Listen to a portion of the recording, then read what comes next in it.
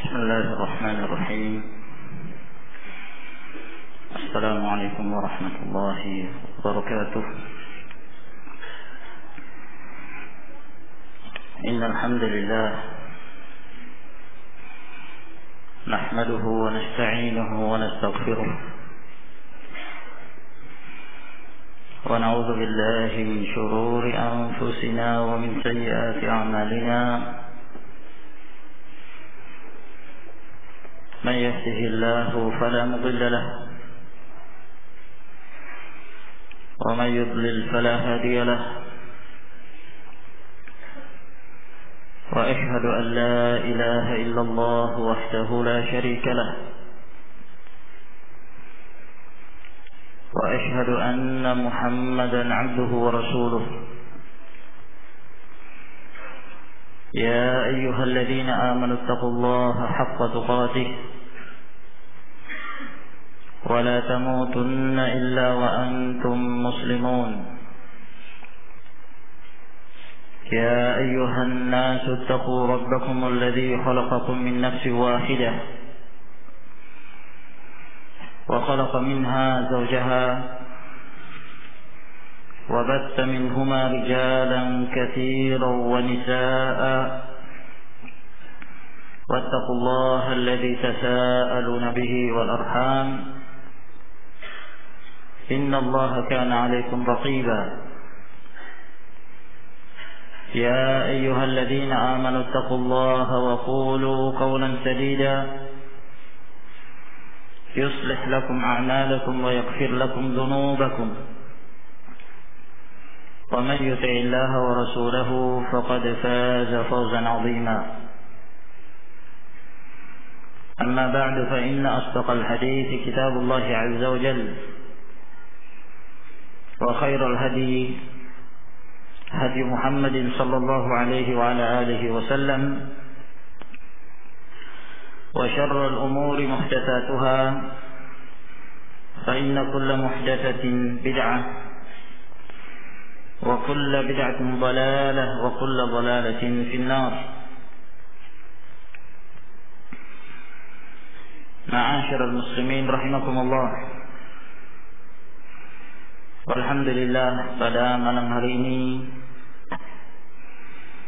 kita dikumpulkan kembali di dalam salah satu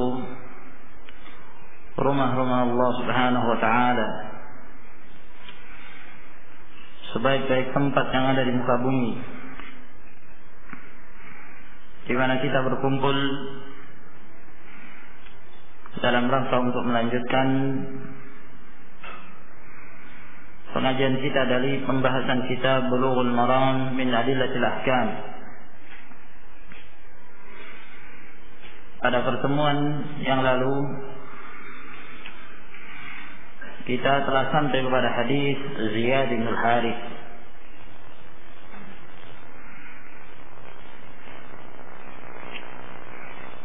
Demikian pula hadis Abdullah bin Zaid. Dan telah kita jelaskan dari keadaan kedua riwayat ini, di mana Al-Hafidh Ibn Hajar rahimahullah ta'ala melemahkan hadis yang dinisbahkan pada Rasul sallallahu alaihi wasallam, bahwa beliau bersabda, "Man azzana fa huwa yuqim." Barang siapa yang memandangkan azan, maka dialah yang mengumandangkan al-iqamah. Telah kita jelaskan bahwa hadis ini dhaif, disebabkan karena di dalam sanadnya terdapat seorang perawi bernama Abdurrahman bin Ziyad bin An'am Al-Ifriqi, dan dia seorang perawi yang lemah berdasarkan pendapat yang rajih dari para ulama. Demikian pula hadis yang berikutnya, hadis Abdullah bin Zaid, di mana di dalam riwayat ini terlihat menyelisihi riwayat sebelumnya. Sebab riwayat ini menyebutkan bahwa yang mengumandangkan azan adalah Bilal, sedangkan Abdullah bin Zaid diperintahkan oleh Nabi sallallahu alaihi wasallam untuk mengumandangkan al-iqamah. namun hadis ini pun lemah. Di dalam sanadnya telah kita sebutkan ada seorang perawi bernama Muhammad bin Amr Al-Ansari dan dilemahkan oleh para ulama.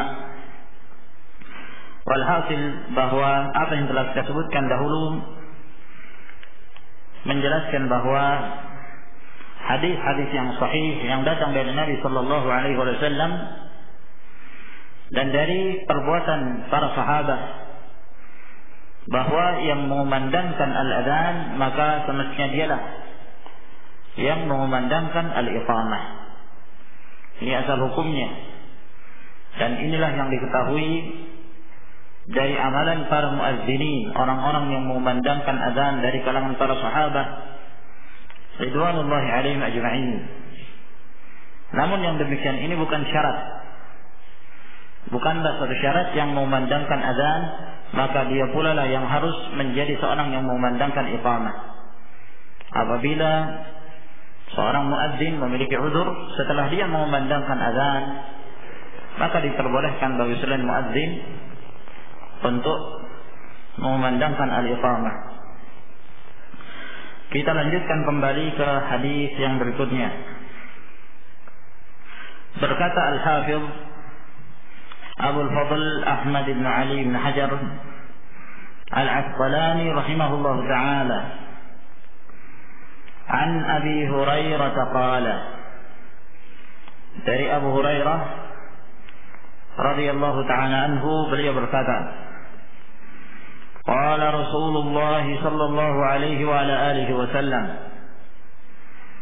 telah bersabda Rasulullah sallallahu alaihi wa ala alihi wasallam, al-muadzinu amlaku bil adhan. Seorang muadzin dialah yang lebih memiliki al-adhan, dialah yang lebih bertanggung jawab tentang permasalahan mengumandangkan al-adhan. Wal imamu amlaku bil iqamah, sedangkan imam dialah yang berhak untuk ditegakkannya al-iqamah, dikumandangkannya al-iqamah. Rawahu Ibnu Adi, hadis ini diriwayatkan oleh Ibnu Adi, yaitu Abdullah Ibnu Adi, dalam kitabnya Al-Kamil fi Du'afa'ir Rijal. Wa dha'afahu, dan beliau mendhaifkannya, melemahkan riwayat ini. Walil Baihaqi nahwahu, dan dalam riwayat Al-Imam Al-Baihaqi seperti riwayat yang di atas, an Ali radhiyallahu anhu min qawlihi, dari Ali bin Abi Thalib radhiyallahu ta'ala anhu, dari perkataan Ali, bukan dari hadis Nabi sallallahu alaihi wasallam. Apa yang disebutkan oleh Al-Hafidh Ibnu Hajar rahimahullah ta'ala, di sini ada beberapa permasalahan yang perlu untuk kita jelaskan. Yang pertama, dari kedudukan hadis ini. Disebutkan oleh Al-Hafidh Ibnu Hajar rahimahullah bahwa riwayat ini diriwayatkan secara marfu' dan mauquf. Ada yang meriwayatkannya dan menisbahkannya kepada Rasulullah sallallahu alaihi wasallam dari ucapan dan sabda beliau. Ada pula yang menisbahkannya kepada Ali bin Abi Thalib radhiyallahu ta'ala anhu dari ucapan Ali bin Abi Thalib dan bukan dari sabda Rasulullah sallallahu alaihi wasallam. Ada dua jalan. Yang pertama, jalan yang marfu' yang dinisbahkan kepada Rasulullah sallallahu alaihi wasallam. Disebutkan oleh Al-Hafidh Ibnu Hajar bahwa riwayat al-muadzinu amlaku bil adhan wal imamu amlaku bil iqamah. Muadzin lebih bertanggung jawab lebih memiliki dalam hal mengumandangkan al-adhan, sedangkan imam lebih berhak dalam hal dikumandangkannya al-iqamah. Lalu kemudian Ibnu Hajar mengatakan hadis ini diriwayatkan oleh Ibnu Adi dan beliau membaikkannya. Ibnu Adi rahimahullah ta'ala, Abdullah bin Adi bin Abdillah, beliau mempunyai kitab yang masyhur. Kitab ini berjudul Al-Kamil fi Du'afa'ir Rijal. Al-Kamil menjelaskan tentang perawi-perawi yang lemah dalam meriwayatkan hadis-hadis dari Nabi sallallahu alaihi wasallam. Di dalam kitab ini ada yang dicetak 6 jilid, ada yang 8 jilid. Dalam kitab ini disebutkan oleh Ibnu Adi rahimahullah ta'ala perawi-perawi yang lemah. Ada yang lemah sekali, ada pendusta. Ada yang lemahnya disebabkan karena buruk hafalannya.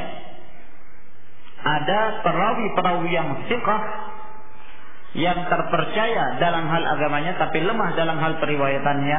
Bahkan ada sebagian disebutkan dalam kitab ini sebagian dari para sahabat, dan ada perawi-perawi yang thiqah.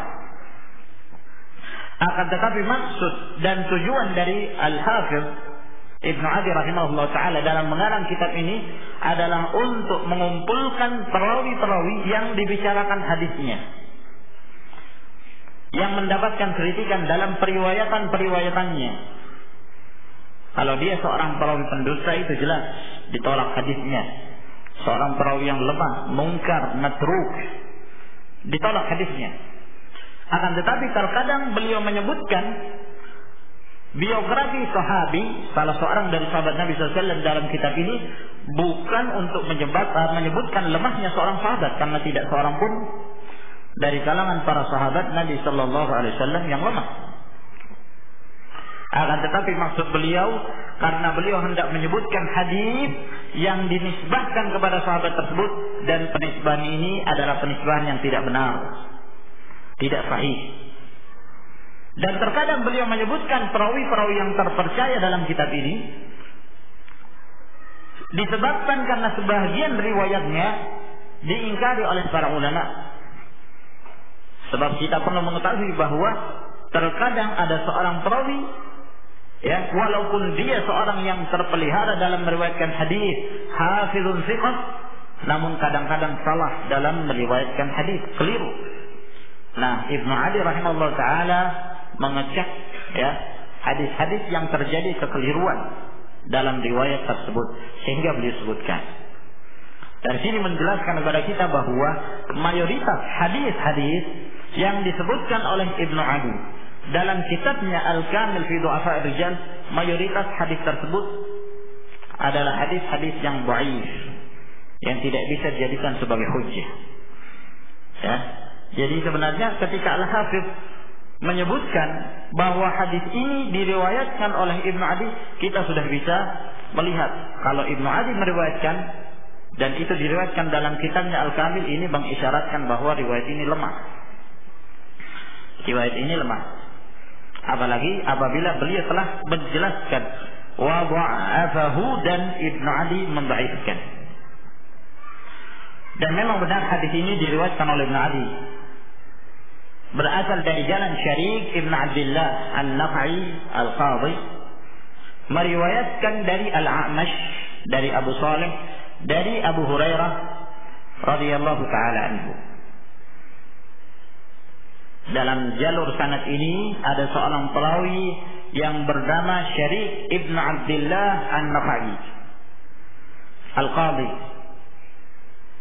Beliau orang yang saleh, akan tetapi sayang sekali hafalannya buruk, sehingga dilemahkan oleh para ulama disebabkan buruknya hafalan beliau dalam meriwayatkan hadis. Ya, di antara yang membuktikan burukan hafalan dari Syarik rahimahullah ta'ala adalah hadis ini. Karena tidak ada hadis ini yang meriwayatkan dan menisbahkannya kepada Rasulullah sallallahu alaihi wasallam dengan lafaz ini kecuali Syarik Ibn Abdillah Nakhai Al-Qadhi. dan beliau seorang perawi yang lemah, sehingga tidak bisa dijadikan sebagai hujjah. Nah, Ibnu Adi rahimahullah ta'ala menjelaskan bahwa sahabat-sahabat Syarik, ya, teman-temannya Syarik yang meriwayatkan hadis ini dari Al-A'mash, dari Abu Saleh, dari Abu Hurairah, tidak dengan lafaz ini, karena Syarik meriwayatkan lafaz ini dengan lafaz disebutkan oleh Al-Hafiz, al-muazzinu amlaku bil adzan wal imamu amlaku bil iqamah. Kemudian ada tambahan, Allahumma arsyidil a'immah waghfir lil muazzinin. Seorang muazzin lebih berhak tentang azannya. Seorang imam lebih berhak untuk ditegakkannya iqamah. Ya Allah, berikanlah bimbingan kepada para imam dan ampunilah dosanya orang-orang yang mengumandangkan al-azan. Ini yang diriwayatkan oleh Syarik bin Abdullah, dan beliau keliru dalam meriwayatkan hadis ini. Karena lafaz yang benar, teman-temannya Syarik meriwayatkan hadis ini dengan lafaz yang lain, yaitu dengan lafaz yang disebutkan oleh Nabi sallallahu alaihi wasallam, al-imamu dhamin wal muadzin mu'taman. Imam itulah yang bertanggung jawab terhadap salatnya makmum. Adapun muadzin, dia orang yang diamanahi, orang yang dipercaya untuk menentukan masuknya waktu salat. Itu hadis yang sebenarnya. Ya, jadi hadis ini yang dinisbahkan kepada Rasul sallallahu alaihi wasallam adalah riwayat yang dhaif, yang lemah. Adapun riwayat yang kedua disebutkan di sini, Al-Imam Al-Baihaqi meriwayatkan dari Ali bin Abi Thalib dari ucapan Ali bin Abi Thalib radhiyallahu anhu. Dengan lafaz ini juga, al-muadzinu amlaku bil adzan wal imamu amlaku bil iqamah. Dengan lafaz ini, akan tetapi dari ucapan Ali radhiyallahu anhu. Ini diriwayatkan oleh Al-Baihaqi. Demikian pula Abu Bakar bin Abi Syaibah, Abdul Razzaq meriwayatkan hadis ini dari jalan Hilal bin Yasar, dari Abu Abdurrahman As-Sulami, dari Ali radhiyallahu anhu, dan riwayat ini sahih. Riwayat yang dinisbahkan kepada Ali bin Abi Thalib radhiyallahu anhu adalah riwayat yang sahih. Para perawinya terpercaya. Sehingga kesimpulannya bahwa hadis yang menjelaskan bahwa Rasulullah sallallahu alaihi wasallam bersabda, al-muadzinu amlaku bil adzan wal imamu amlaku bil iqamah, hadis ini dhaif kalau disandarkan kepada Rasul. Namun kalau disandarkan kepada Ali bin Abi Thalib radhiyallahu ta'ala anhu, sahih. Nah, ini berkenaan tentang kedudukan dan derajat hadis ini. Adapun tentang fikih dan kandungan dari apa yang disebutkan dalam riwayat ini, al-muazzinu amlaku bil adzan. Muazzin itu yang lebih memiliki azan, lebih menguasai azan. Yani seorang muazzin, dia yang punya tanggung jawab dalam hal menentukan waktu-waktu salat. Sehingga muadzin ini kerjanya cukup berat, memperhatikan masuknya waktu salat. Dia perhatikan ketika matahari tergelincir dari pertengahan menuju ke arah barat. Maka apabila terjadi zawalus syams, maka muadzin pun mengumandangkan azan. Kemudian setelah itu di waktu asar, maka dia memperhatikan masuknya waktu asar. Apabila bayangan seorang sama dengan aslinya, maka dia mengumandangkan azan. Dia perhatikan kapan matahari terbenam untuk menentukan masuknya waktu maghrib, untuk dia mengumandangkan azan. Dia perhatikan kapan hilangnya syafaq, warna merah yang ada di langit, yang menunjukkan masuknya waktu isya. Dia perhatikan kapan masuknya waktu fajar as-shadiq. Nah, itulah tugas dari al-muazzin. Secara kedudukan hadis riwayat ini dhaif, tapi makna dari hadis ini dikuatkan oleh riwayat-riwayat yang lain. Sehingga kita berhujjah dengan riwayat yang lain bukan karena hadis ini. Hadis-hadis yang sangat banyak, sebagian telah kita sebutkan bahwa muazzinlah yang bertanggung jawab untuk menentukan masuknya waktu-waktu salat. Wal imamu amlaku bil iqamah, sedangkan imam dialah yang lebih bertanggung jawab dalam masalah iqamah. Yani tidak diperbolehkan muazzin mengumandangkan al-iqamah kecuali dengan izin dari imam. Apakah pada saat imam telah keluar dari rumahnya dia telah siap untuk datang ke masjid untuk memimpin imamah dalam salat jamaah, barulah kemudian muadzin tersebut mengumandangkan al-iqamah dengan izin dari imam salat. Nah, riwayat ini pun walaupun secara kedudukan hadis lemah, namun hadis-hadis yang lain mendukung makna dari hadis ini. Dahulu telah kita sebutkan hadis yang diriwayatkan Imam Muslim, hadis Jabir bin Samurah, bahwa Bilal radhiyallahu taala anhu mengumandangkan azan tatkala matahari mulai tergelincir ke arah barat, zawalus syams, yang menunjukkan waktu salat zuhur. Tsumma la yuqim hatta yara Nabi sallallahu alaihi wasallam.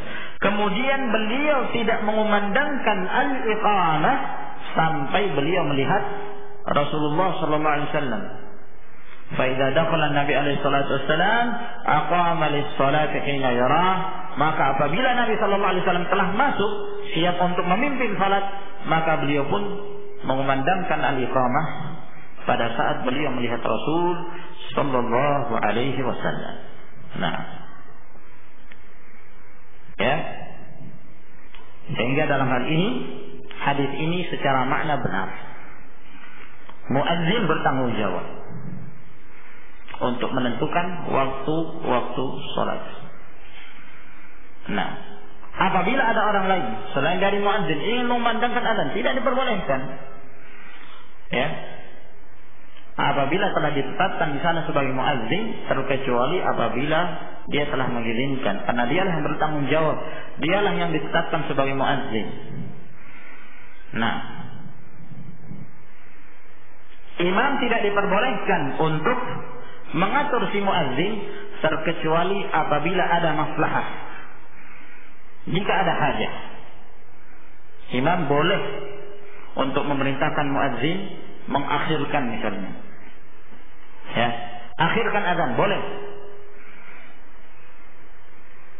Nah, apabila ada hajat, sebagaimana yang telah diriwayatkan dari Nabi sallallahu alaihi wasallam, seperti hadis Abi Dzar radhiyallahu ta'ala yang diriwayatkan oleh Imam Bukhari, pada saat terik matahari di siang hari pada waktu salat zuhur, telah terjadi zawalus syams, telah masuk waktu zuhur. Bilal radhiyallahu ta'ala anhu ingin mengumandangkan al-adzan, sementara panas yang sangat menyengat pada waktu itu. Ketika Bilal hendak mengumandangkan azan, kata Nabi sallallahu alaihi wasallam, abrid, biarkan, tunda sampai dingin. Tunda sampai dingin. Dalam riwayat yang lain, intazir, tunggu, ditunda. Nah, maka Bilal pun menunda karena perintah dari imam. Dalam hal ini Rasulullah sallallahu alaihi wasallam. Hadis Abi Qatadah radhiyallahu ta'ala yang diriwayatkan oleh Imam Muslim, ketika Rasulullah sallallahu alaihi wasallam dan para sahabat dalam kondisi safar, perjalanan, lalu kemudian mereka telat bangun di pagi hari dalam keadaan mereka belum mengerjakan salat fajar, salat subuh, sementara matahari sudah meninggi.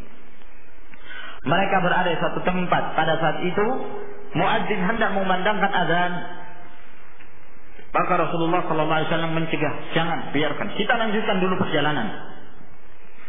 Karena tempat ini adalah tempatnya para syaitan. Maka mereka melanjutkan perjalanan berdasarkan perintah dari imam.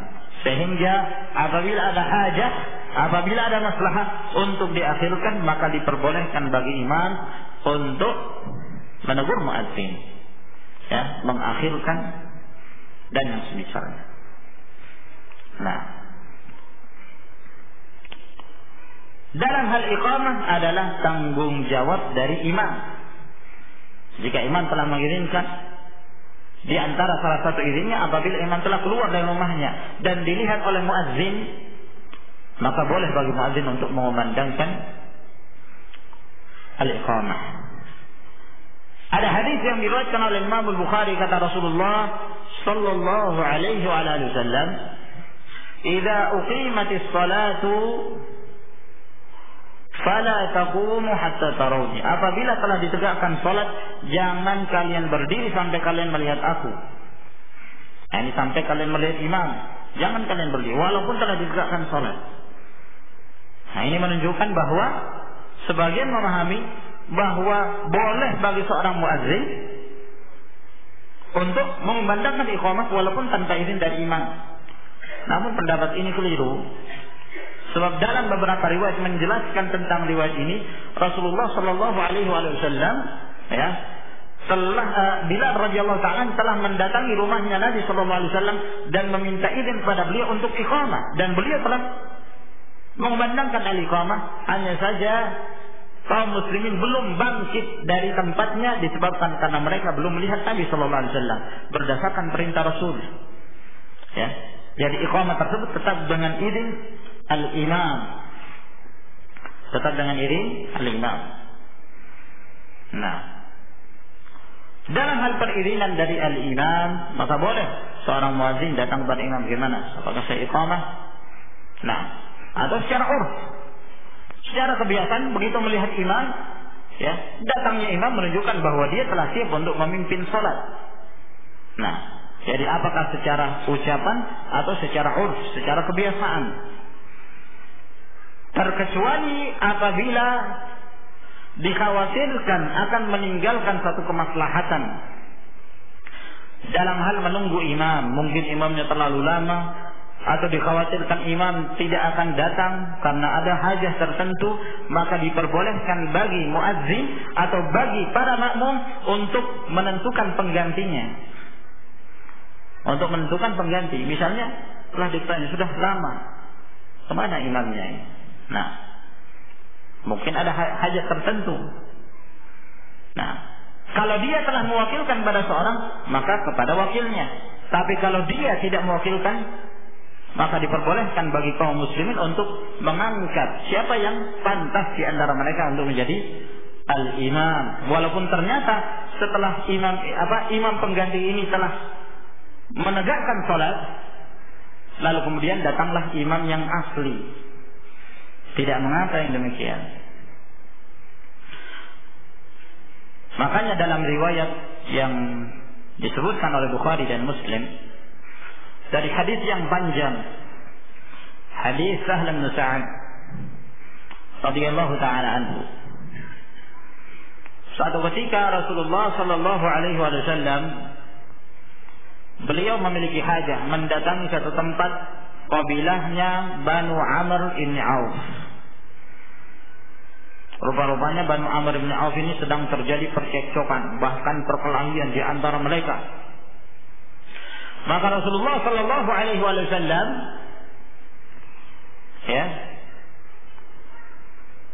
mendatangi mereka dalam rangka untuk mendamaikan antara mereka ini. Di luar riwayat Bukhari dan Muslim disebutkan bahwa sebelum Rasulullah sallallahu alaihi wasallam berangkat ke kabilahnya Banu Amr bin Auf, beliau telah memesankan kepada Bilal, nanti yang menjadi imam adalah Abu Bakar As-Siddiq. Nah, pada saat itu ba'da zuhur berangkatlah Rasulullah sallallahu alaihi wasallam. Tiba waktu asar. Nah, berkumandanglah azan. Setelah dikumandangkan azan, maka muadzin pun datang kepada Abu Bakar radhiyallahu taala anhu. Dia mengatakan pada Abu Bakar, "Hal uqim, apakah boleh saya memandangkan iqamah sekarang?" Karena beliau yang telah berstatus sebagai pengganti. Kata Abu Bakar As-Siddiq radhiyallahu taala, karena beliau melihat sepertinya Rasulullah SAW terlambat, maka beliau pun mengatakan, "Na'am, silahkan." Silahkan. Maka ditegakkanlah al-iqamah.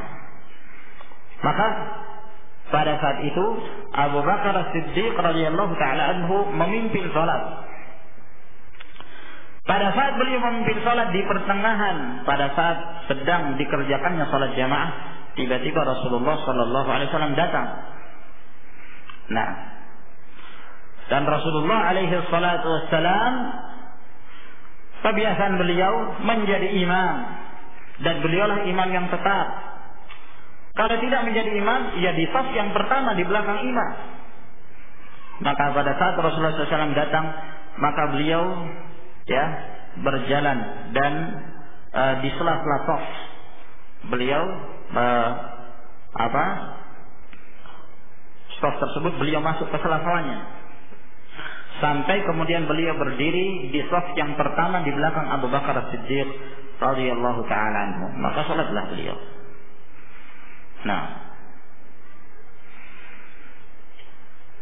Nah, pada saat Rasulullah sallallahu alaihi wasallam datang dan diketahui oleh kaum muslimin, mereka mengetahui ini Rasulullah sallallahu alaihi wasallam ini. Maka mereka bertepuk tangan. Ya. Pada tepuk tangan semua.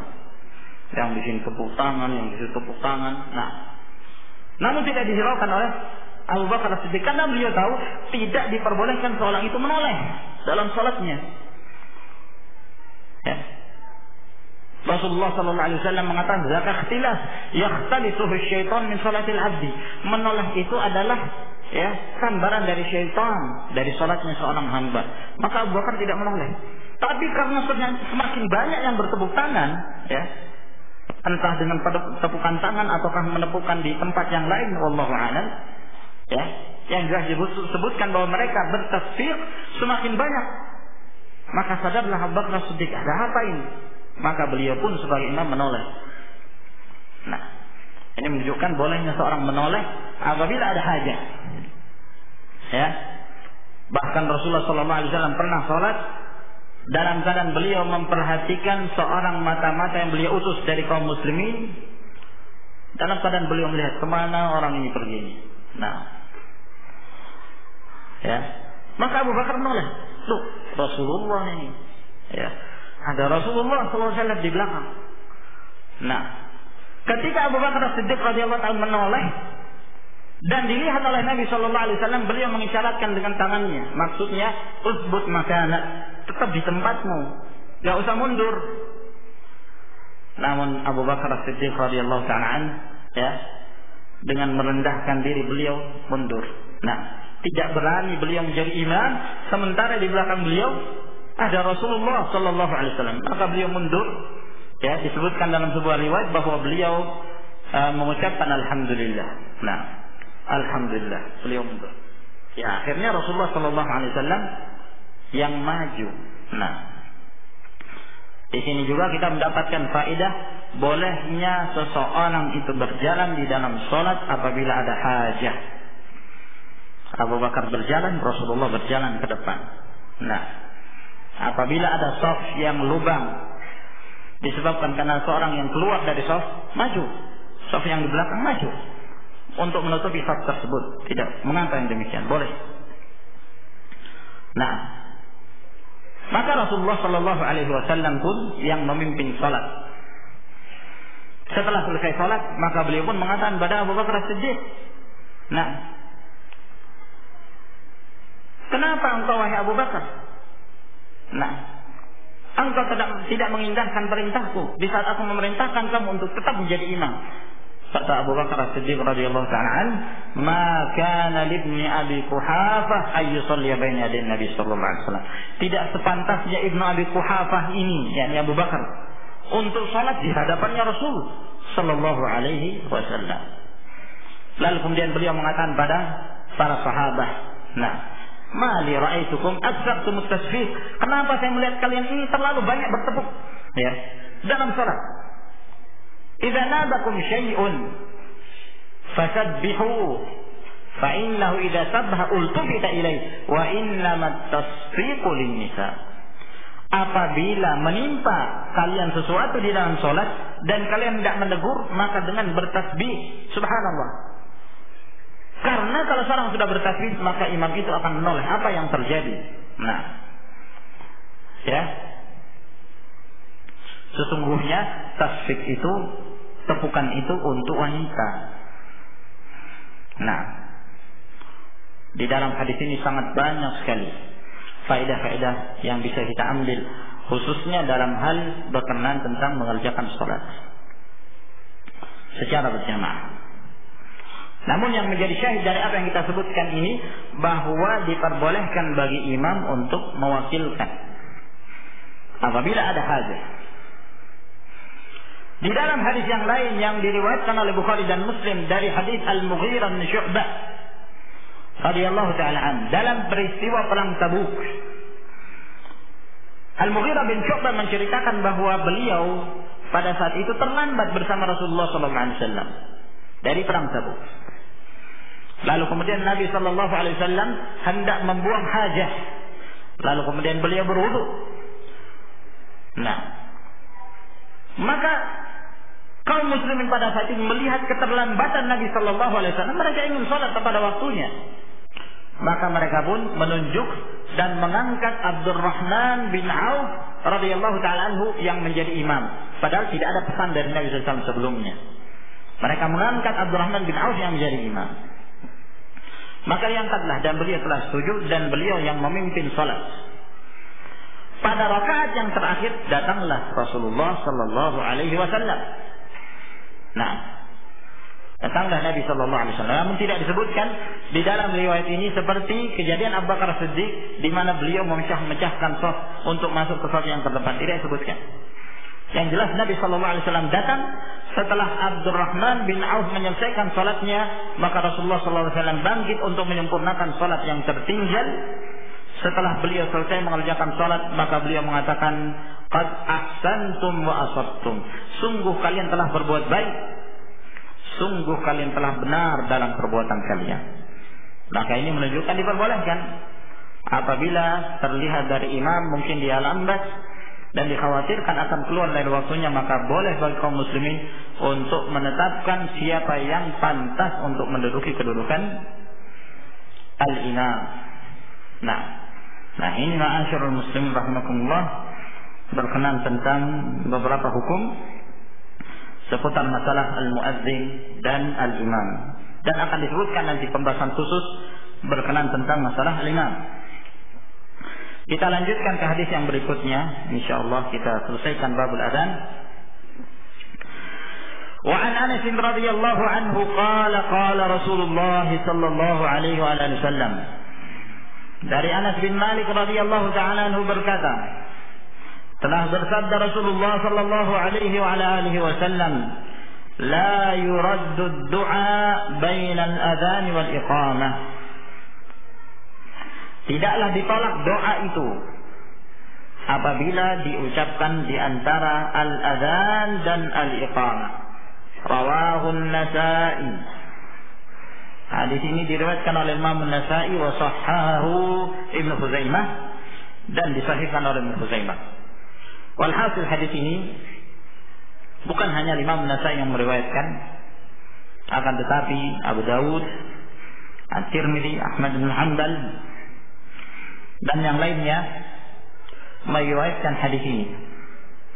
Dan hadis ini adalah hadis yang sahih, disahihkan oleh para ulama Ibnu Khuzaimah, demikian pula Asy-Syaikh Al-Albani rahimahullahu taala.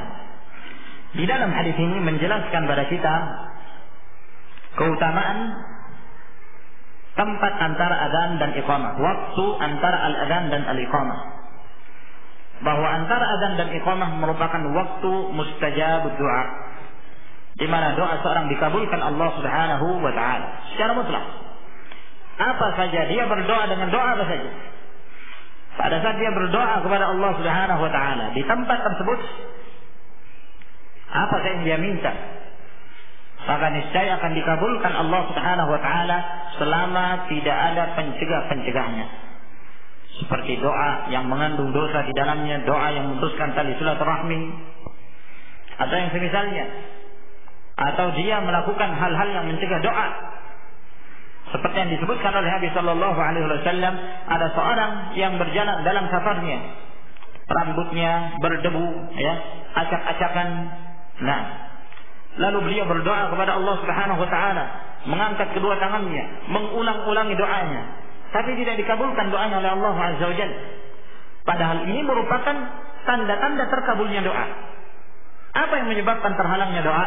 Makanannya haram yang dia makan. Minuman yang dia makan, yang dia minum adalah minuman yang haram. Dia mengisi perutnya dengan perkara-perkara yang haram. Bagaimana mungkin akan diterima Allah Subhanahu wa ta'ala? Ada mani', ada yang mencegah dari terkabulnya doa tersebut.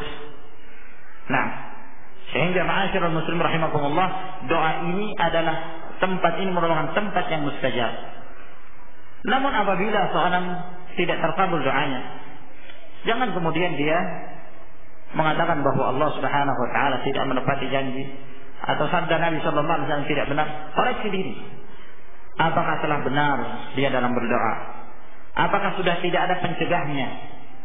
Jangan-jangan dia makan dari makanan yang haram, dari hasil riba, dari hasil perjudian, yang semisalnya, dari perkara-perkara yang haram, pekerjaan yang haram, dia mendapatkan hasil, lalu dia makannya dan dia berikan pada sanak keluarganya. Bagaimana mungkin doa akan diterima Allah Subhanahu wa ta'ala? Nah, akan tetapi asal hukumnya terkabulkan, tidak akan ditolak. Kata Nabi sallallahu alaihi wasallam, ad-du'a di antara al-azan dan al-iqamah. Hadis ini menunjukkan bahwa doa apa saja yang diminta oleh seorang hamba antara azan dan iqamah tidak tertolak. Nah, keumuman doa, ya, tidak ada doa-doa tertentu. Nah, berdasarkan hadis ini menjelaskan bahwa doa apa saja yang diminta. Akan tetapi di sana ada riwayat-riwayat yang datang dari Nabi Sallallahu Alaihi Wasallam, ya, yang menyebutkan beberapa doa yang dianjurkan oleh Nabi Sallallahu Alaihi Wasallam. Demikian pula yang pernah beliau kerjakan. Disebutkan di sini salah satu riwayat tersebut. Wa an Jabir radhiyallahu anhu anna Rasulullah sallallahu alaihi wasallam qala. Dan dari Jabir radhiyallahu taala anhu bahwa Rasulullah sallallahu alaihi wasallam bersabda, "Man qala hina yasma'un nida." Barang siapa yang mengucapkan pada saat dia mendengarkan azan, yakni setelah selesai dia mendengarkan al-azan, lalu dia berdoa, Allahumma rabb hadhihi ad-da'wati at-tammah was-salati al-qa'imah ati Muhammadan al-wasilata wal-fadilah wab'athhu maqaman mahmudan alladhi wa'adtah hallat lahu syafa'at yaum al-qiyamah. Barang siapa yang mengucapkan setelah mendengarkan azan, Allahumma rabb hadhihi ad-da'wati at-tammah, ya Allah, Rabb yang memiliki panggilan yang sempurna. Yang dimaksud panggilan sempurna adalah al-azan, karena di dalamnya ada tauhid, ya, syahadatain, dua kalimat syahadah, panggilan menuju kepada kemenangan, panggilan untuk salat. Nah, diawali dengan tauhid dan diakhiri dengan tauhid. Wa salatil qa'imah, dan salat yang ditegakkan, atau maknanya salat yang akan ditegakkan. Ati Muhammadanil wasilah wal fadilah, berikanlah kepada Muhammad sallallahu alaihi wasallam al-wasilah. Ya, akan kita jelaskan nanti apa itu al-wasilah wal fadilah, dan keutamaan. Wa ba'athu maqaman mahmudan alladhi wa'adtah, dan bangkitkanlah Rasulullah SAW pada tempat yang terpuji yang telah engkau janjikan, yaitu pada hari kiamat. Seluruh tempat-tempat di hari kiamat merupakan tempat-tempat yang terpuji, dan yang terinti adalah pada saat Rasulullah SAW diberikan asy-syafa'atul uzma, syafaat yang paling agung, yang tidak diberikan pada seorang pun kecuali kepada Rasulullah sallallahu alaihi wasallam. Hadis ini sahih. Dengan lafaz ini ada sebagian kaum muslimin menambah-nambah, ya, ati Muhammadanil wasilata wal fadilah wad darajatar rafi'ah. Tambahan ini dhaif, ya. Ada tambahan pada akhir dari doa ini, innaka la tukhliful mi'ad. Hadis ini pun dhaif, bahkan munkar, tidak sahih, yang sahih yang disebutkan dalam riwayat ini. Ya, jangan ditambah-tambah. Barang siapa yang mengucapkan ini setelah dia mendengarkan azan, kata Nabi sallallahu alaihi wasallam, halat lahu syafa'ati yaumil qiyamah, maka dihalalkan baginya syafaatku nanti pada hari kiamat. Akhrajahul arba'ah, hadis ini dikeluarkan oleh 4, yakni para pengarang kitab Sunan, Tirmidzi, Abu Daud, An-Nasa'i dan Ibnu Majah. Ini salah satu doa yang kita dianjurkan mengucapkannya setelah mendengarkan azan. Dan di sana ada lagi, ya, lafaz-lafaz yang dianjurkan oleh Nabi sallallahu alaihi wasallam. Sebelum kita mengucapkan doa ini, kita dianjurkan untuk bersalawat. Bersalawat kepada Rasulullah sallallahu alaihi wasallam. Berdasarkan hadis yang diriwayatkan Imam Muslim dari hadis Abdullah Ibnu Amr bin Al-As, kata Nabi sallallahu alaihi wasallam, "Idza sami'tumul muadzin faqulu mithla ma yaqul." Apabila kalian mendengarkan muadzin mengumandangkan azan, maka ucapkanlah seperti apa yang dia ucapkan. Tsumma sallu alaihi. Kemudian bersalawatlah kalian kepadaku, pada Rasul sallallahu alaihi wasallam. Ya, salawat-salawat yang masyhur. Siapa yang ingin melihat lafaz-lafaz salawat yang disyariatkan yang datang dari Nabi sallallahu alaihi wasallam, silakan merujuk ke kitab sifat salat Nabi. Alhamdulillah sekarang ada terjemahannya. Merujuk ke kitab sifat salat Nabi, maka pada saat beliau membahas tentang tasyahud, di situ disebutkan lafaz salawat bermacam-macam yang datang dari Nabi alaihi salatu wasallam. Jangan pakai salawat badr atau salawat nariyah atau salawat-salawat yang lain yang tidak ada asalnya dari sunnah Nabi sallallahu alaihi wasallam. Nah, ya, bersalawatlah kalian kepadaku. Fa innahu man shalla alayya salatan sallallahu alaihi biha asyra. Barang siapa yang bersalawat kepada Rasulullah SAW 1 kali, maka Allah akan bersalawat kepadanya 10 kali. Lalu setelah itu kata Rasul, "Tsumma salullaha lil wasilah." Kemudian setelah itu mintalah kepada Allah untukku agar aku mendapatkan al-wasilah. Ya. Nah, itu yang disebutkan di sini. Ya, jadi setelah kita bersalawat, setelah mendengarkan azan kita dianjurkan bersalawat. Setelah bersalawat kita ucapkan doa ini, memintakan kepada Allah agar Rasulullah SAW diberikan al-wasilah. Apa itu wasilah? Fa innaha manzilatun la tanbaghi illa li 'abdin min ibadillah. Al-wasilah itu adalah satu kedudukan di dalam surga yang tidak sepantasnya diberikan kecuali kepada salah seorang dari hamba Allah Subhanahu wa taala.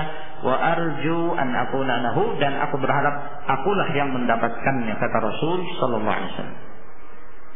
Faman sa'ala Allah lil wasilah halat lahu syafaati. Barang siapa yang meminta wasilah untukku, maka dihalalkan bagi syafaatku, seperti yang disebutkan dalam hadis ini. Jadi setelah mendengarkan azan, maka kita bersalawat. Setelah bersalawat ucapkan hadis ini, doa ini. Di dalam riwayat yang lain dan diriwayatkan oleh Imam Muslim dari hadis Sa'ad bin Abi Waqqas radhiyallahu taala anhu, bahwa Rasulullah sallallahu alaihi wasallam mengatakan, barang siapa yang mendengarkan azan lalu dia mengatakan, "Wa ana asyhadu an la ilaha illallah wahdahu la syarikalah wa asyhadu anna Muhammadan 'abduhu wa rasuluh, raditu billahi rabban wa bi Muhammadin rasulan wa bil Islam dinan, ghufira lahu dzanbuh." Maka akan diampuni dosa-dosanya. Ini juga kita dianjurkan mengucapkan ini. Nah, terjadi perselisihan di kalangan para ulama. Apakah doa ini diucapkan selesai sempurna muadzin mengumandangkan azan, ataukah diucapkan pada saat muadzin mengucapkan 2 kalimat syahadah, selesai dia mengucapkan 2 kalimat syahadah? Syekh Muhammad bin Shalih Al-Utsaimin merajihkan bahwa doa ini diucapkan atau zikir ini diucapkan pada saat muadzin selesai mengucapkan 2 kalimat syahadah.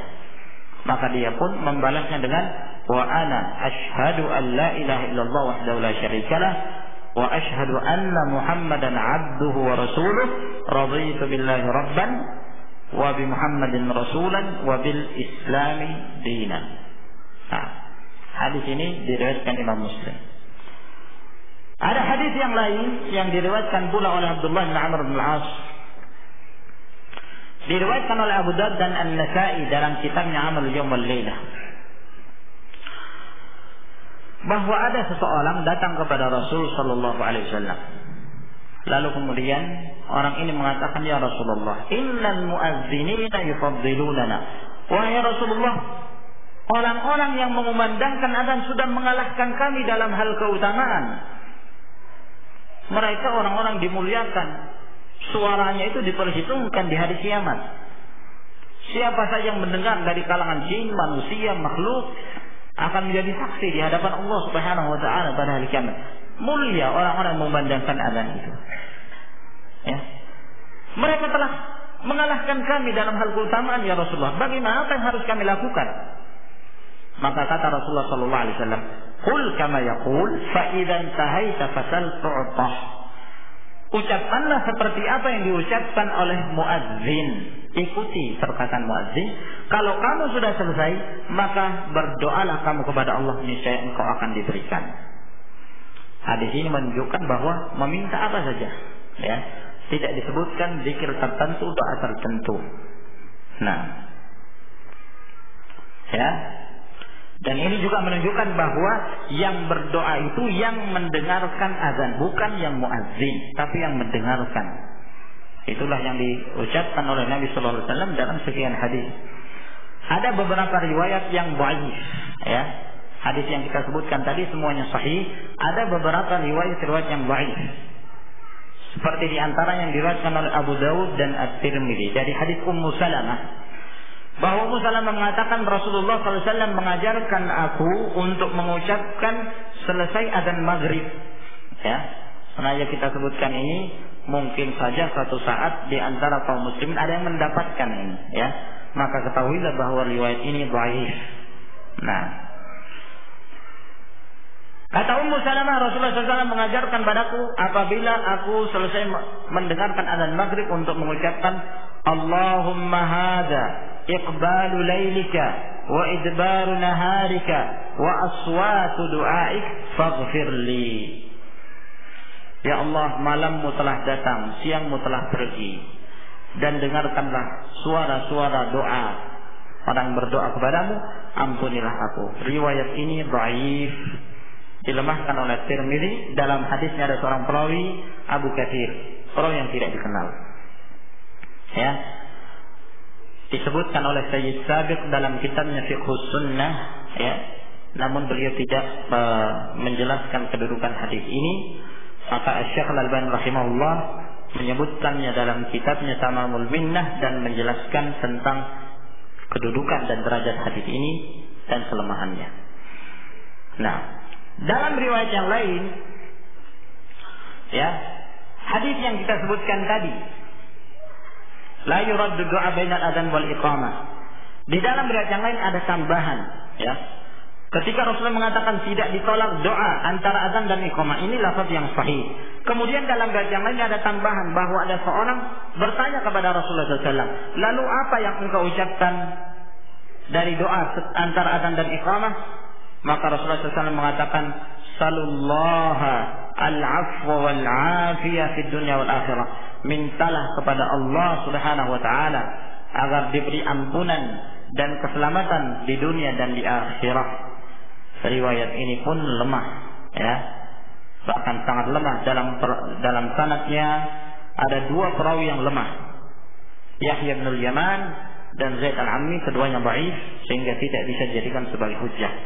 Walhasil dalam hal ini, ma'asyiral muslimin rahimakumullah, di sana ada doa atau zikir-zikir yang telah ditetapkan oleh Rasul sallallahu alaihi wasallam seperti yang kita sebutkan. Namun apabila masih ada waktu, orang yang hendak berdoa antara azan dan iqamah berdasarkan keumuman dari hadis-hadis yang telah kita sebutkan tadi, menunjukkan bolehnya seorang meminta apa saja antara al-azan dan al-iqamah dengan memperhatikan syarat-syarat dan menghindari pencegah dari terkabulnya doa tersebut.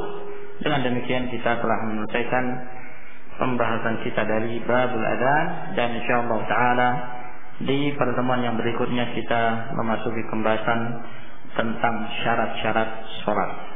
Wallahu a'lam bissawab. Wa akhiru da'wana alhamdulillahi rabbil alamin. Wassalamu alaikum warahmatullahi wabarakatuh.